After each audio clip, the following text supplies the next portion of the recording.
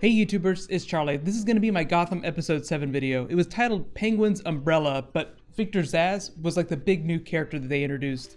Both he and the Penguin got amazing themes. The ringtone on Zsasz's phone was Funky Town, and the Penguin got this original score that sounded something like a twist on the Sherlock theme from the BBC Sherlock. I'm going to think of it as like the Penguin's edition of the Game Is On theme.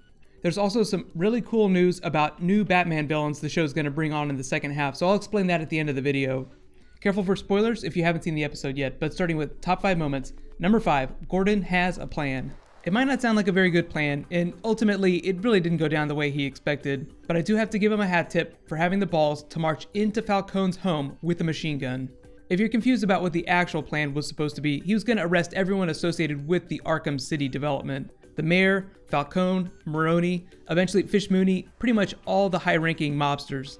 I wasn't quite sure if Bullock was going to go along with it. When he brought the hooker the night before everything went down, I kept expecting something to go sideways. I still feel like Bullock is on Falcone's take. If there's a plan within the plan with the Penguin, there's got to be something going on with Bullock too. Number 4, Montoya and Crispus apologize. They didn't completely address the fact that Montoya tried to steamroll Gordon. Based on the way they left things, I think Gordon's cool with them. I don't think he's gonna punch him in the face or anything. He even told Bruce that they would take over his parents' case if something happened to him. That was one of the scenes I felt they could have gotten rid of, Bruce crying and hugging Gordon. I feel like they didn't need that. Although it did give us the chance to see Alfred in action. He is a badass. I'm waiting for him to punch someone in the face. I feel like Sean Pertwee would be amazing in a fight. Even if he's not a huge guy, I just feel like the legend of Alfred should be a thing. I'm interested to see if they go a question route with Montoya's character, since she becomes the question in the comics, but that's only after she hits rock bottom, and this is just season 1, so it's probably going to be a long time before anything like that happens. Number 3, the Arkham City development is good to go. Falcone explained that everything is poised to begin with the Arkham City construction. What it's going to be is just a cash cow for the mob. They're just going to own all that real estate, so all the businesses, everything that goes there, all the cash that comes through, they're going to get a cut of that. That was what the bargaining was for that waterfront real estate. Whenever the Penguin suggested they offer up that waste dump to Falcone, I know a lot of you are wondering if that's going to be some sort of Solomon Grundy teaser. I think there is something there. I mean, think about it. Warehouse built on an Indian burial ground near a madhouse. What could possibly go wrong? They haven't introduced a whole lot of people associated with Arkham yet, a lot of Batman villains that they've already confirmed they're bringing on, like Hugo Strange. So I think we'll see them the second half of the season. I do think we'll see a fully operational Arkham Asylum before the end of season 1. There'll be 20 episodes total, so that's a long ways off. Number 2, meet Victor Zsasz. If you guys didn't recognize him, his name in real life is Anthony Kerrigan. A couple of weeks ago, he played Kyle Nimbus on The Flash. That's the Mist character. So it's just a funny coincidence that he's leapfrogging from DC character to DC character. The Victor Zsasz we're meeting is obviously a prequel to the one we'd see when a fully developed Batman surfaces. He originated in the comics in 1992. If you noticed, he was carving marks on his arm. That's just one of the trademarks of his character. He keeps tally for all the people that he murders.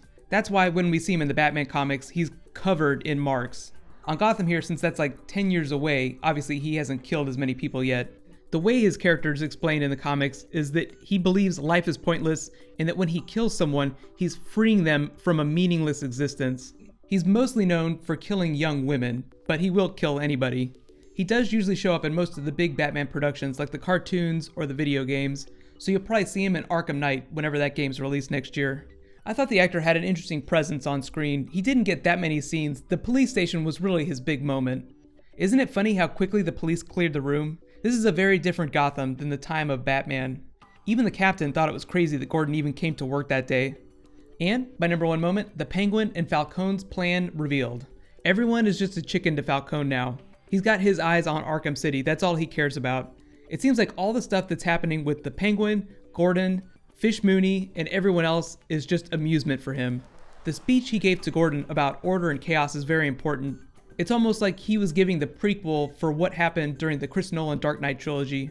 The mob and Falcone provide a certain level of order in the chaos.